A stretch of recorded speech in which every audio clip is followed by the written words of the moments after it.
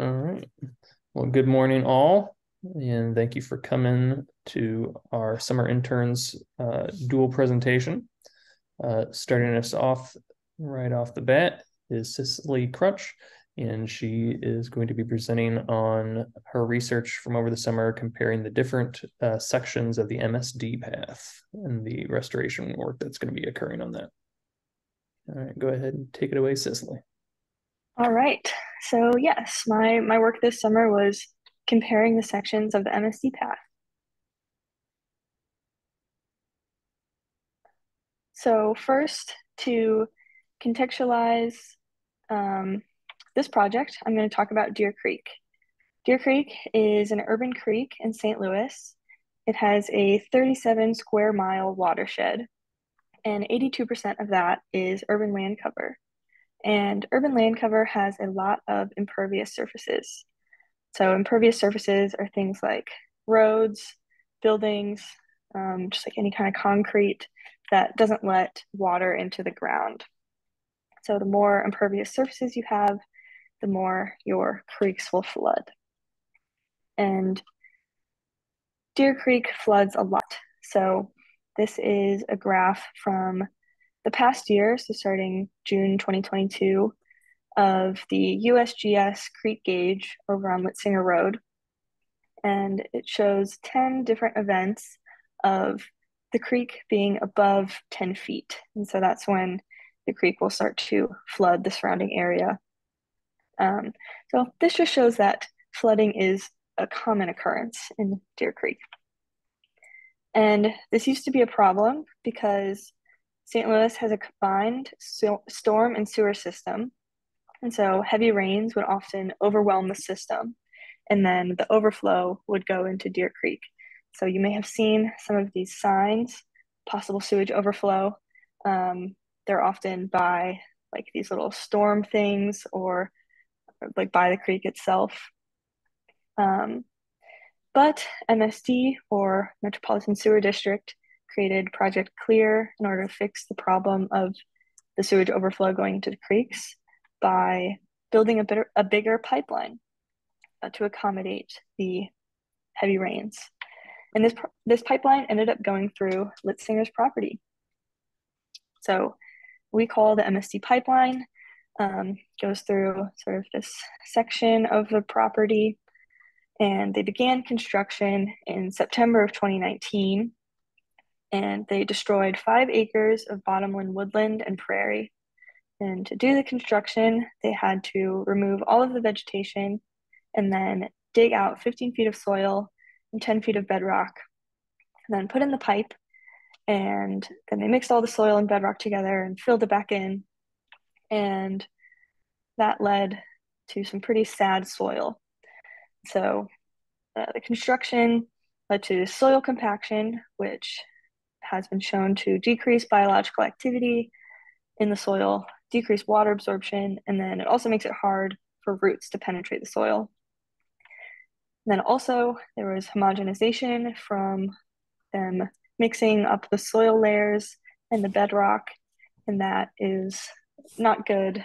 And then also depleted nutrients in the soil, so there was less carbon and nitrogen, other important minerals, and then it also decreased the soil pH, so the soil got more acidic.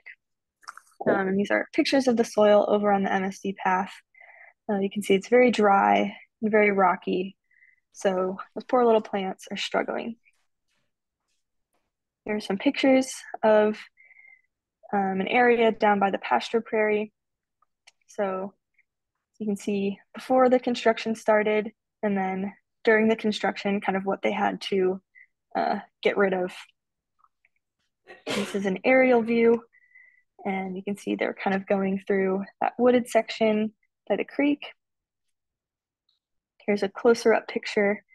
You can see all of the vehicles roaming around on the dirt, compacting it, making it difficult for the plants to live. So the Deer Creek cuts the MSD path into 3 sections: the north section, east, and south section. These sections are all fairly different. So the north section was completed first. It's completed in May of 2022. and the east and south sections were completed in September of 2022. So the north section has had a few months more time of recovery since the construction disturbance.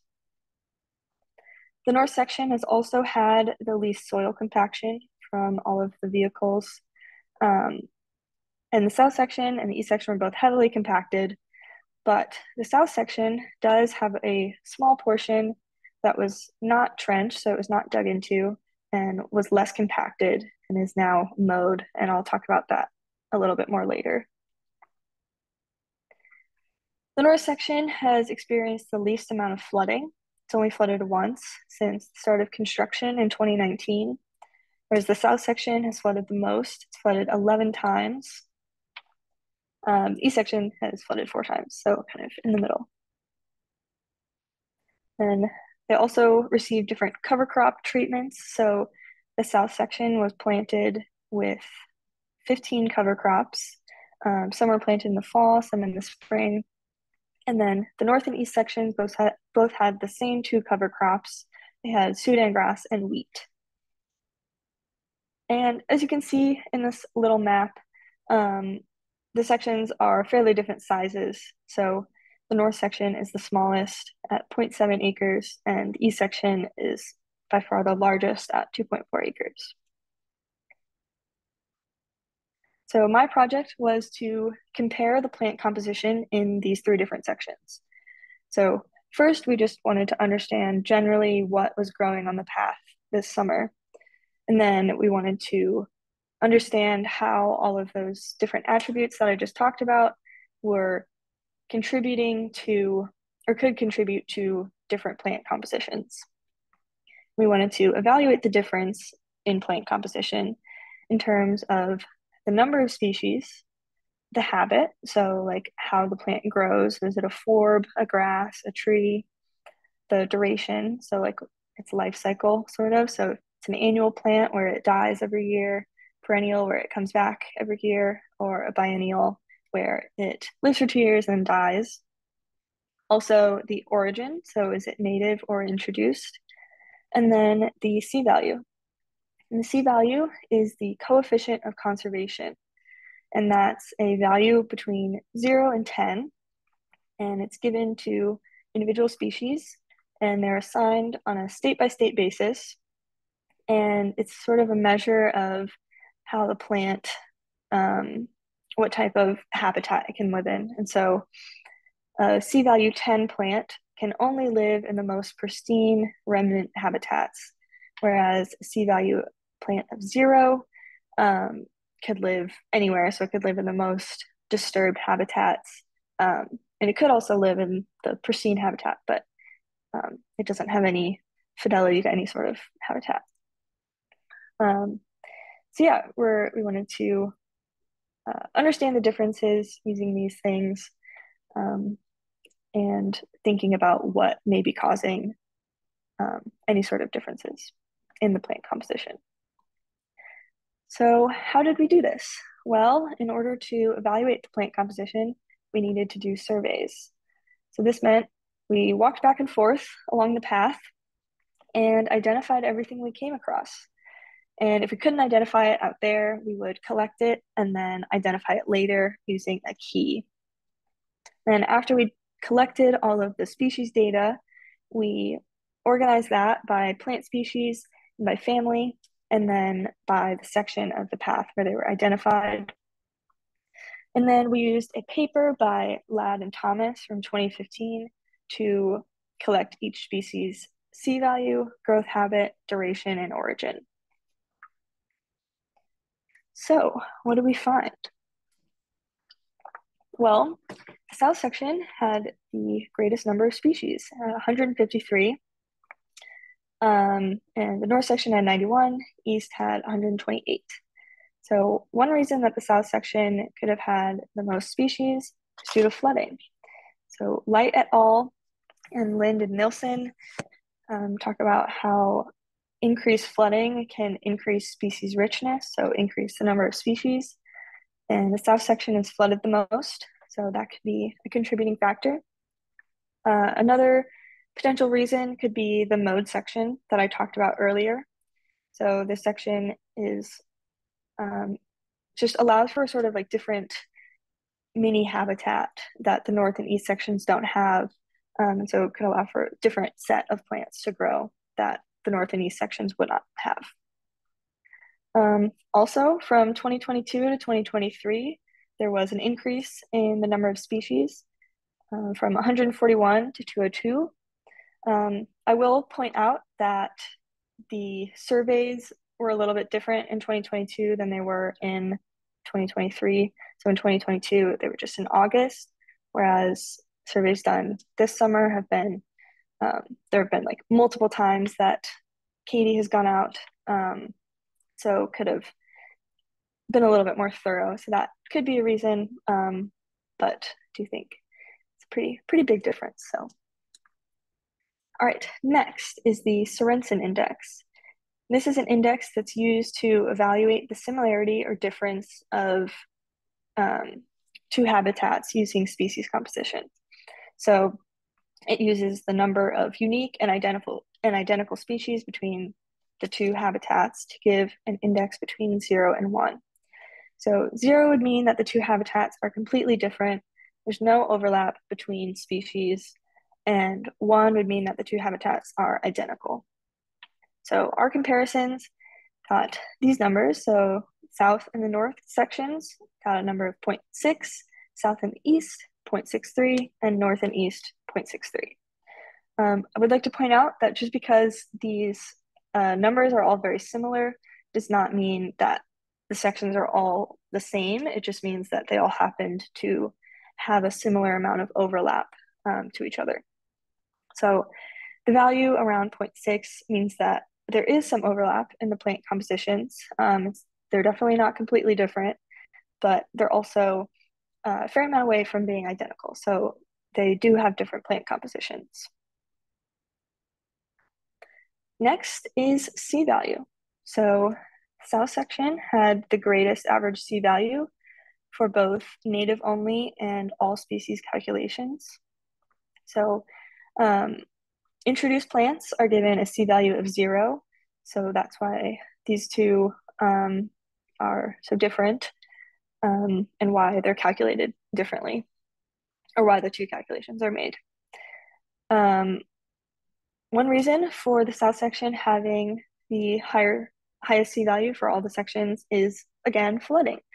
Like I said earlier, flooding can increase species richness, and it can also, native species can perform better in flood conditions. That's Scher et al.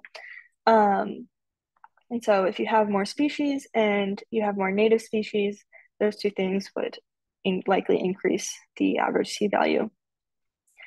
Another reason is, again, the mode section, which is less disturbed. And so that could allow for higher C value plants to grow where they would not be able to grow in the more disturbed areas in the south section and the north and east section. Also, an important consideration is the adjacent environment. So the north section is right next to the North Prairie. So you can see here that there's no barrier between the North Prairie and the north section. So any plants from the North Prairie could pretty easily get over into the north section. So the North Prairie has, higher C value plants. So that could be one reason why it has a higher C value than the east section. And then the east section is disconnected from the rest of the property because of the creek. And its adjacent habitat is this wooded area and then the Amarin Path. And the Amarin Path is not taken care of by us. So it has a lot of weedy species that would have low C values, and then has a lot of introduced species, which would have a C value of 0. So that could contribute to the low C values for the east section.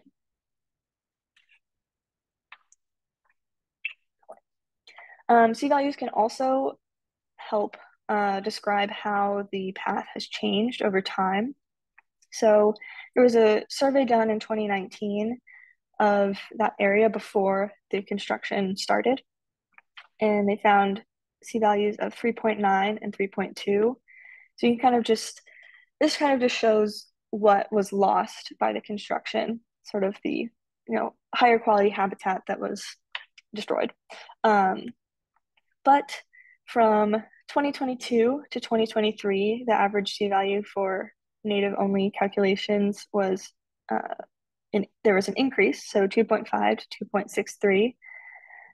However, there was a decrease for the all species calculation, so 1.7 to 1.46. And this was likely due to the increase in introduced species. So this is getting into that a little bit more specifically. The south section had the greatest percentage of native species. So 56.4% compared to the east section, which had only 44.4%. One reason that the south section could have the higher percentage of native species could be, again, flooding. So, like I talked about earlier, native species can perform better in flood conditions. Native species also can perform better than introduced species in environments with disturbance regimes, so like flooding, or with limited resources, because they're better adapted to that specific problem than the introduced species would be. And then again, the south section has the most flooding. Cover crops could also be a contributor to the lower percentage of introduced species in the south section. So cover crops are used to outcompete weedy introduced species, which would have, they could outcompete weedy introduced species. And so the south section has the most cover crops. So it's possible that having the greater number of cover crops decrease the percentage of introduced plants.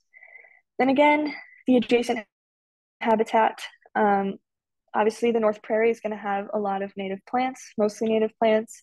So that could increase the percentage of native plants in the north section. And then the east section, again, the Amarin path has more introduced species on it. So that could have led to greater percentage of introduced species on the east path. Then over here, this is important, from 2022 to 2023, there was an increase in the percentage of introduced species, so 30.5% to 44%. So that's not the best thing to see, but again, the surveys were different, so that could be a reason for that. It's also important to mention that in the 2022 survey, in James and Owen's report for that survey, they remarked that even though they didn't measure abundance, they're just, counting the species present, they did see that barnyard grass, which is this plant over on the right, took up 80 to 90% of the soil surface. So we are currently in the process of surveying for abundance, but we've observed a similar pattern. So there's been a lot of barnyard grass, a lot of foxtails, Kentucky bluegrass, and then a lot of sweet clover. So Karen and I, in our first couple weeks, pulled out a ton of sweet clover. That's my personal nemesis over there. Next, duration. So the north section had the greatest percentage of perennial plants at 56.6%, and the lowest percentage of annual plants at 38.6%. So one reason for this could be flooding. Again, very important. Two studies have showed that annuals are more numerous in wetter and more flooded areas, and perennials are more numerous in drier and less flooded areas. So that makes sense because the north section is the least flooded. Annuals are also more associated with disturbance. So the north section experienced the least amount of disturbance from construction and has the least flooding disturbance. So that makes sense. because the annual percentage is the lowest. And then again, the adjacent environment. So the North Prairie has a lot of perennial plants that could be contributing to the higher percentage of perennial plants. I would like to point out that the south and east sections don't follow the flooding explanation quite as well. So this is just important to remember that all of these potential contributors are all working together. They could be compounding on each other. They could be conflicting with each other. So this is kind of just trying to tease out potential reasons for the differences that we found. So the habit, all three sections were very similar. Forbs took up most of the plant composition, so 73 to 76%. Next was grasses and then trees. So what does this all mean? Well, these results tell us that these sections may require different restoration strategies. For example, the east section may need more attention towards preventing exotic species, while the north section may need more attention towards just increasing species richness. These early restoration surveys are important for understanding how the disturbed space of the path is responding similarly or differently to their different environments, their different levels of disturbance. So one thing I noticed when I was doing my reading was that the pipeline restoration studies often treat the pipeline path as one homogeneous thing, but this study or this project shows that even within a fairly small pipeline path, there can be differences in the plant composition. So that would require different restoration strategies. So the next steps of this project will include finishing the data collection for species abundance. Then it'd be cool to sort of look into that and try to maybe understand if there's certain parts of each section that are contributing more or less to the different attributes that I was talking about. And then all the data from the surveys regarding species count, all the attributes that I just talked about, and then the abundance combined with Karen's research about seeds will provide more direction for planting and maintenance of the path in the future. So yeah, this project is a stepping stone for the larger restoration goal of restoring the pipeline path to a functional ecosystem. All right, there are my sources, and thank you. And do you have any questions? Great job, Cicely.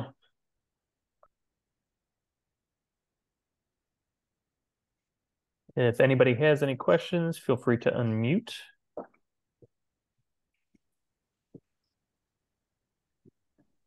So when you had the information about the introduced species, were those plants that were introduced by MSD, or were they plants that were introduced by our staff?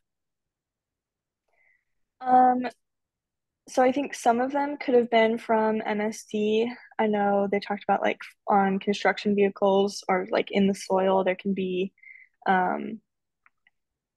seeds or propagules. But also flooding can bring in a bunch of non-native propagules. So that could be a reason. They're also just, kind of everywhere. So from neighbors. So yeah, I think there's a bunch of different reasons. Okay, thank you. Yeah, additionally, the MSD path attracted in a lot of animals since it was a big wide open corridor. So a lot of animal traffic going up and down it from the turkeys and deer, the coyotes, other mammals. We also saw, since we have two ephemeral ponds on the path, we saw ducks and geese and other waterfowl using the path in addition. So they could be bringing plants from offsite onto the path too. but yeah, considering how much flooding has happened. Katie is also discovering one section of the path might be potentially getting some neighbors putting seed down on it as well. The east side of the path has had some plants introduced to it pretty widely that are not on the north and south sections. I've got a question, Cicely. How do the cover crops play into what you were finding? I know that the number, since you were looking at mostly number of species, and the number of species of the cover crops was fairly low, but I'm just wondering how you, and whether you think that plays into any of the things, the patterns you've been seeing. Yeah, so I mean, I talked a little bit about cover crops potentially influencing the number of introduced species, like, outcompeting the introduced species. But I mean, I'm not totally sure. I think it definitely, I mean, it is like competition with the other plants. So, and I mean, just from like my observations, the cover crops, at least on the east section, are doing like pretty well, whereas some of the other plants are struggling. So yeah, I'm not sure. That's definitely something to think about. It's a good question. And the cover crops were not actually, like the number of cover crops were not entered into your numbers, correct? They were not considered in Right. the actual species counts. Okay. Mm-hmm.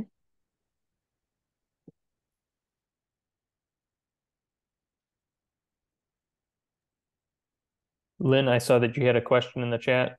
It was about if anything related to the flood mitigation in Brentwood. Could you elaborate more on that question?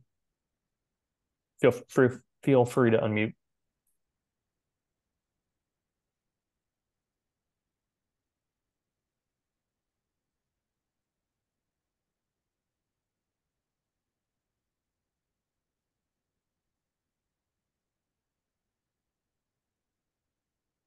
Is there any relationship between LREC and Brentwood flood mitigation?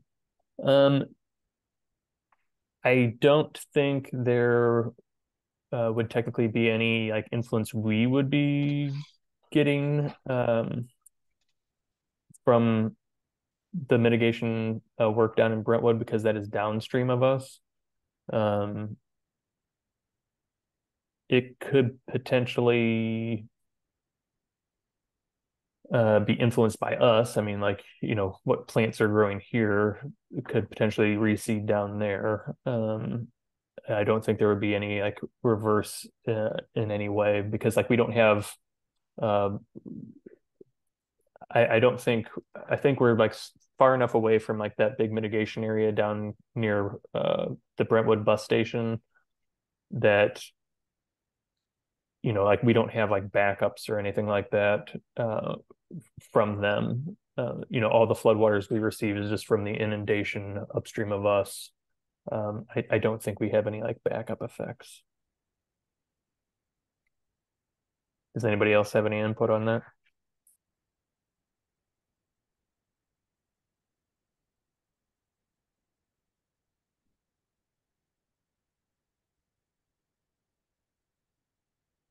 All right. Any other last questions for Cicely? Otherwise, we will move on to Karen.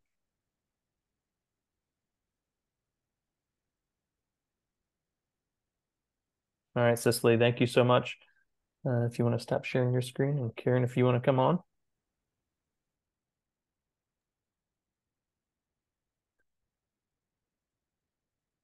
You're getting lots of applause, Cicely. All right. So let me unblock my screen there. So our other summer intern, Karen Schmiedeler, has been, also looking at the MSD path with Katie, and her, so her project also had to do with that, but in a much different sense. So Karen, go ahead and take it away. Okay, thank you. So let's share my screen.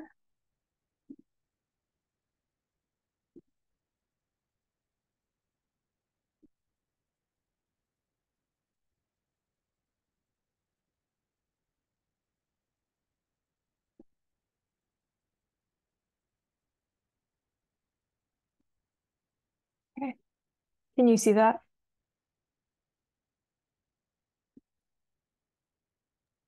Yeah. Okay, cool. Okay, so hi, my name is Karen Schmiedeler. I was the other summer intern here at Litzinger, and I also looked at the MSD path. And my project looked specifically at seed collection for tallgrass prairie reconstruction.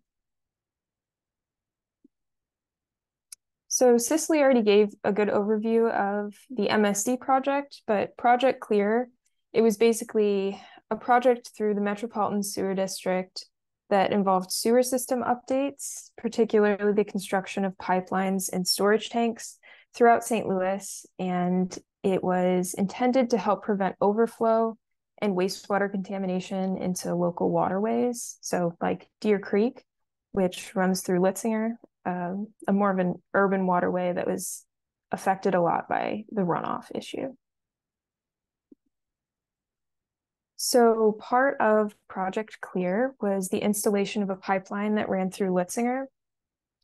And so with this pipeline, about 5 acres of vegetation were removed and trenches were excavated along about a half-mile path through the property. And so this significantly altered the bottomland prairie and woodland ecosystems that had previously been there. And it also led to the compaction and homogenization of the soil that was backfilled over the pipeline, especially with the heavy equipment that was being used throughout the path.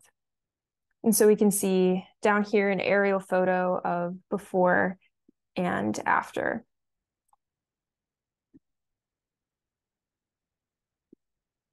And then after Litzinger got the property back 3 years later, the staff began restoring the area. And so the first step in this was planting cover crops in fall 2022 and spring 2023. And so the goal behind this was to try to exclude some of the weed invasion and improve the soil before planting the native, more characteristic prairie species. And so some of the cover crops that were planted were oats, rye, and wheat. And then these are some pictures of the cover crop process of planting those species. And then pretty soon after the MSD construction was complete, some early successional species began to colonize the path.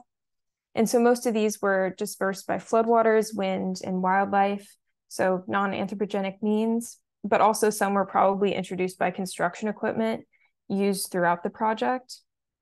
And a lot of these early successional species are either invasives or weedy natives. So if anyone has worked on restoration at Litzinger, they probably recognize some of these plants. So we have beefsteak plant, sweet clover, and Japanese hops, which are all found along the MSD path, quite a lot of them. And then we also have some native species that have colonized. So here we have Erigeron canadensis, ragweed, and bidens. So these are all species that can colonize relatively degraded habitats. But in the future, the Litzinger staff are starting to try to reconstruct the pre-existing habitats, particularly tallgrass prairie and savanna, but then also some of the microhabitats that are found along the path.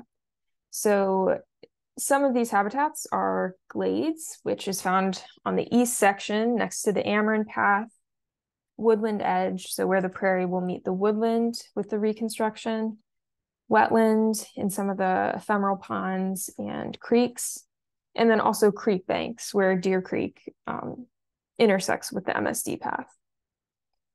And so to do this, we are working on invasive species management and native seeding. And my project is particularly looking at native seeding for this MSD path. So the overall goal of my independent project this summer was to identify, collect, and document target seed species for the MSD path. And there were 3 parts to this that I worked on this summer. The first of which being creating a target species list of the native prairie plants to be seeded on the path. And then using that list to collect seeds for the upcoming fall 2023 seeding.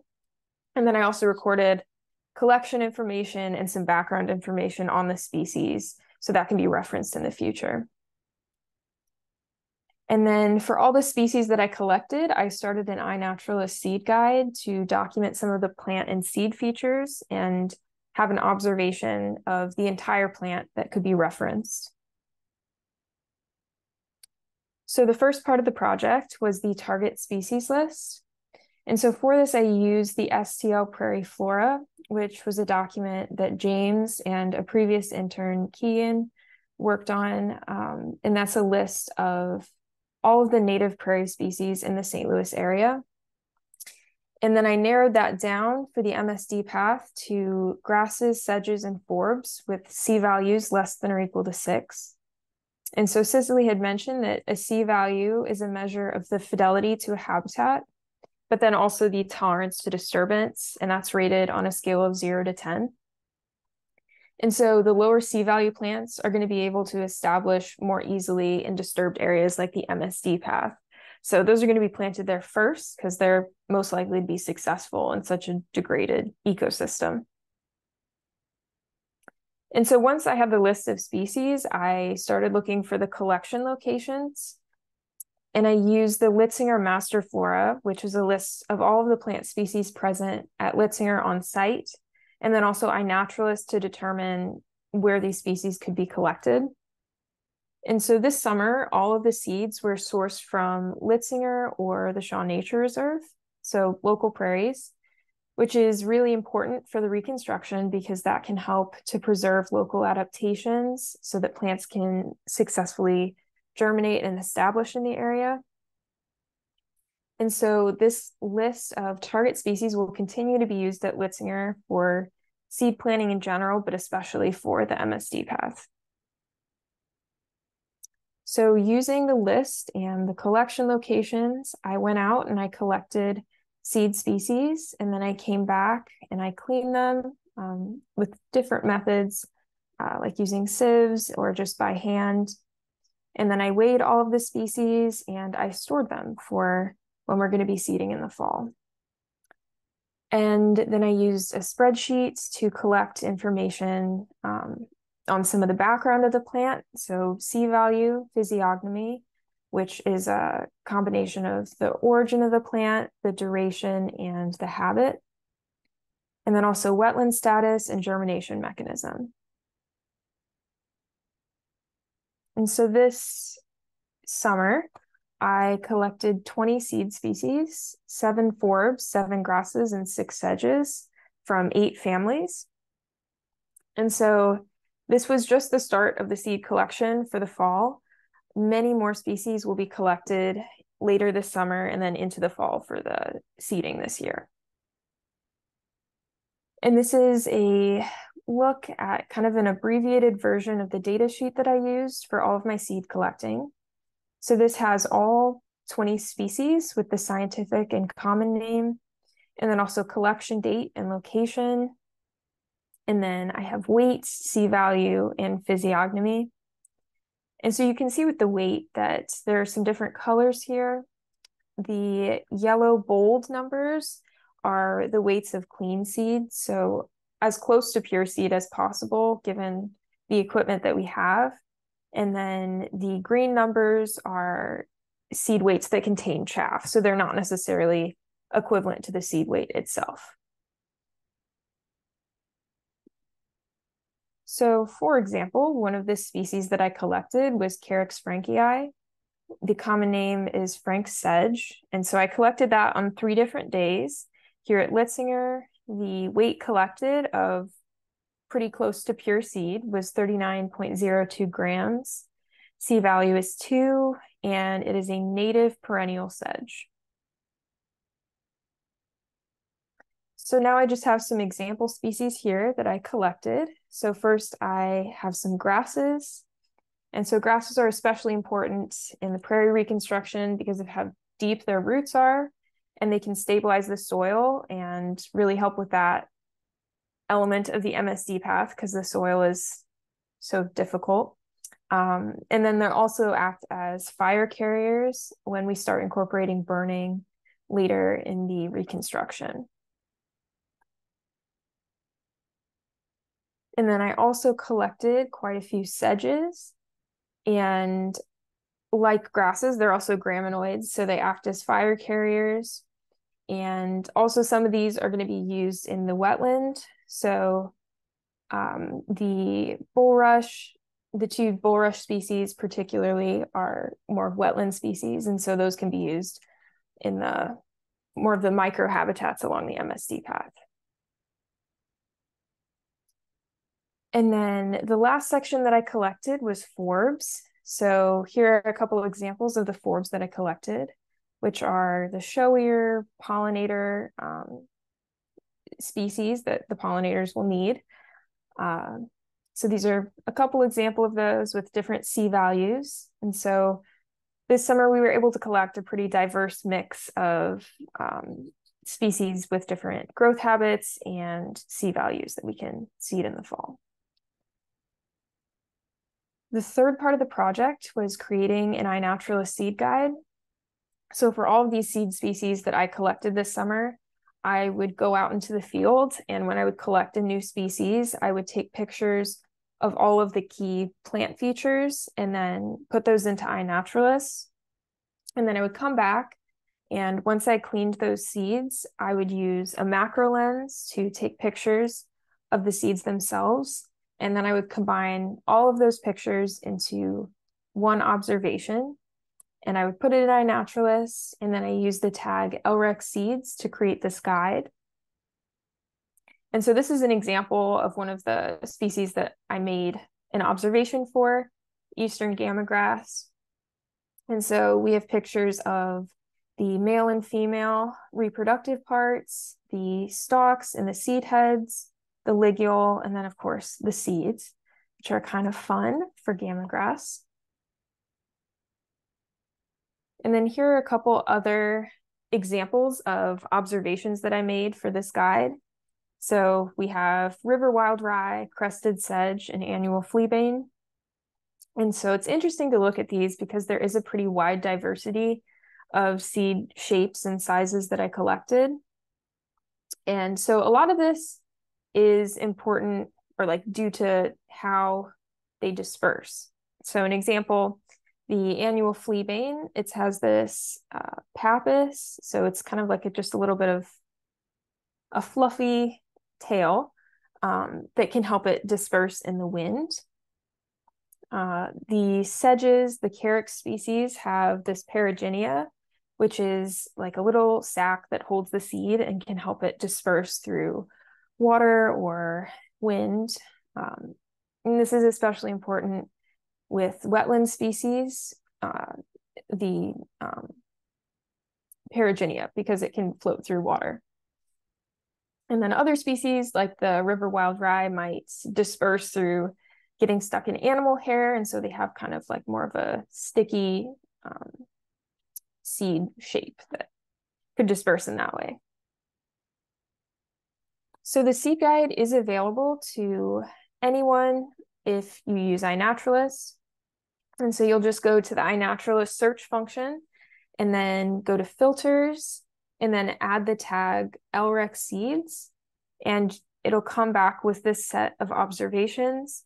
And these all have those plant and seed pictures. So it's a guide to the entire plant that you can reference. And so these seeds will be used pretty soon in the fall seeding process. But before that time, there's going to be a targeted herbicide spray along the path, and then also mowing of some of the larger weeds. And then later in the fall, Litzinger will broadcast seeds from the spring and summer. And DJM Ecological Services will also come back and seed a native mix using drilling. And so these are some pictures of the seeding process. So here we have some seed cleaning, and then making mixtures, and then hand broadcasting. So in the future, Litzinger will continue overseeding the path and will eventually incorporate some higher C value species like these three: rattlesnake master, pinkroot, and bunchflower, which all have 8 or 9 C values. So they require a pretty high quality habitat, which we're hoping the MSD path can transition to at some point. And then also including some plugs for woody species is something that we would be doing in the future. So like indigo bush here, we could use plugs for that to try to help it establish. And so Cicely had mentioned that we are tracking progress along the MSD path through species inventories and plot monitoring conducted annually. And so this is a picture of us this summer working on some plot monitoring and looking at all the little grasses down there. And so when the pipeline was finished in 2022, James and a previous intern, Owen, conducted a flora inventory with all of the plants that were found along the path at that point. And so that can be used as a baseline to determine any changes in the species composition and C value. And that can help us determine what direction to go with seeding and the reconstruction as a whole. So overall, the reconstruction can hopefully create a more functional ecosystem and provide some new insights into urban construction remediation. Because as of now, there isn't a whole lot of research on urban construction remediation. So this could be kind of a new look at that side of reconstruction. And so the MSD path, hopefully over time, can mature and look a bit more like our other reconstructions here at Litzinger. So like the pasture prairie, which is 28 years old, and the north and south prairies, which are both 34 years old. So thank you so much for listening and for a great summer at Litzinger. It was nice to get to know all of you. Yeah, and to learn more about restoration. So thank you.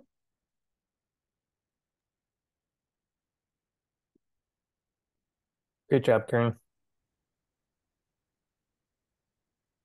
All right, I know we got a couple questions during your presentation in the chat. Let's see here. How does the staff determine how much of each seed to plant from Lynn? And she also asked, is the prairie seed planted in compacted designated areas of widely dispersed throughout the prairie?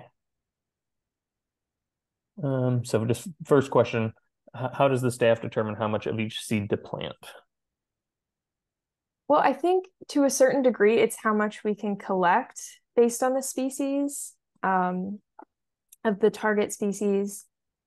Outside of that, I'm not quite sure yet what the process is going to be for that, but it will depend the species composition on where on the path we're seeding it. So there would be different proportions for like the tall grass prairie area versus a wetland versus creek bank. So there's going to be a different combination of species, at least for that. So there's going to be that kind of variation in the seed mix.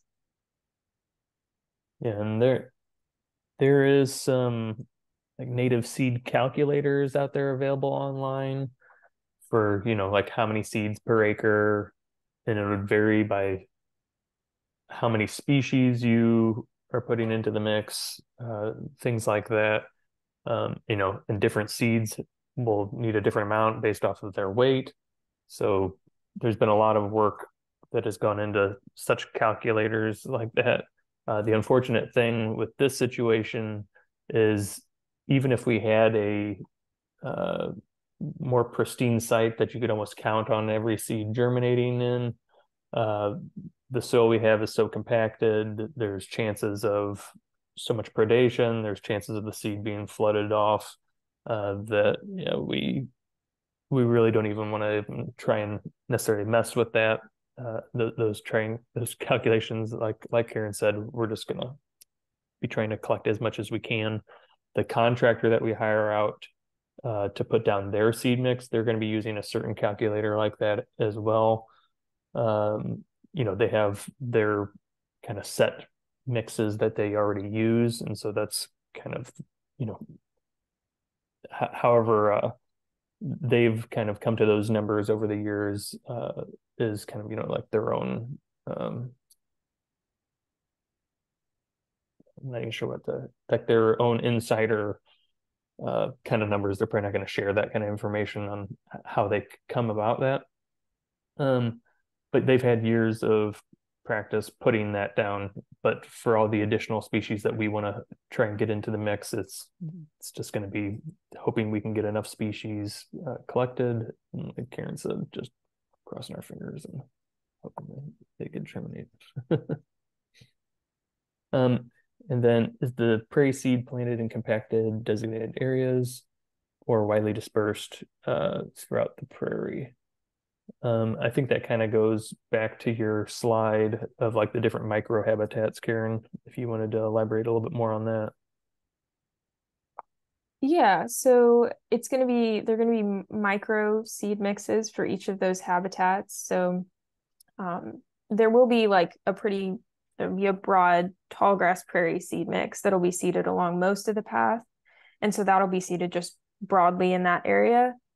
And then there will be some designated areas like the wetland and the creek banks and the glade and those kinds of spots. So those are the more targeted areas in addition to the wide dispersal on most of the path for tallgrass prairie species.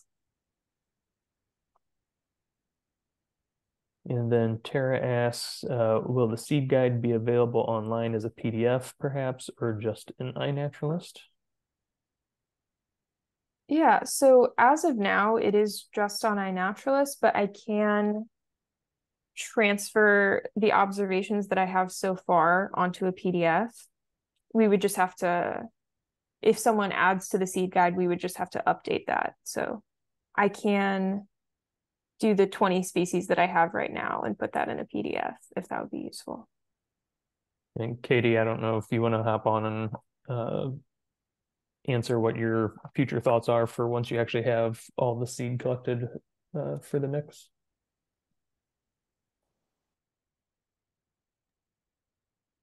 Yeah, you want to know like the next steps after we've collected seed like this fall? Is that it? Yeah, so if you wanted to add, like if you have plans for putting like the seed mix out in a PDF form or something like that when it's all said and done. Oh, okay. Yeah. So I'll definitely be keeping track of that. We do have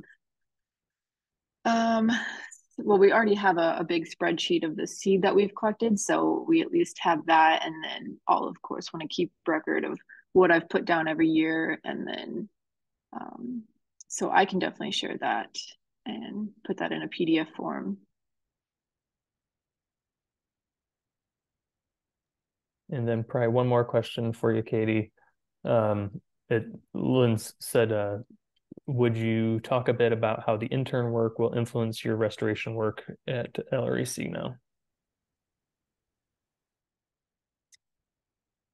Yeah, so both of these, both Karen and Cicely, like we wanted two people who were interested in plants and restoration to kind of help me get more information about the MSD path. And so these are they're projects I was already going to do, but I do have a lot of things going on.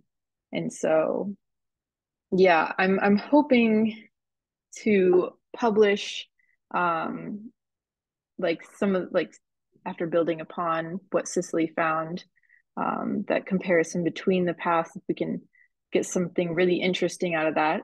So I'd like to publish that. So that'll definitely have a great impact. And Cicely would be a part of that.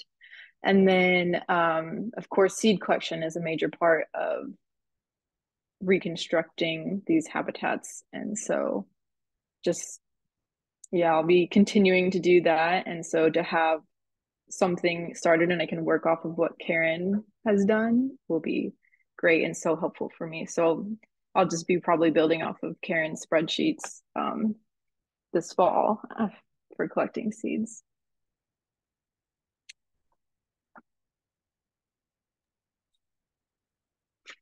And yes, my bad for not introducing Katie first, I guess. So Katie Sims is actually a former intern of ours from back in 2019. She was one of our summer interns. And she went off to Arkansas State University to get her master's in botany there. And she has come back to us once we had opened up a new position that was going to be the restoration coordinator of the MSD Path. And so Katie came on back in late winter of this year and joined the team once we were able to get that position hired up. And so that position is the result of our processes of working out the compensation with MSD for the destruction here on the path. And so we were able to fund this position temporarily. So Katie has a 4-year contract with us.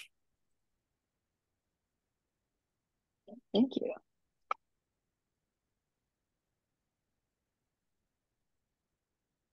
All right. Any other questions for Karen or for Cicely?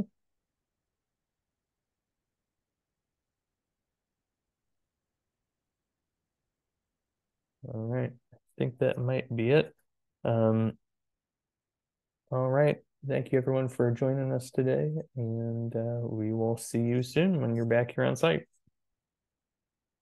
Have a good rest of your day.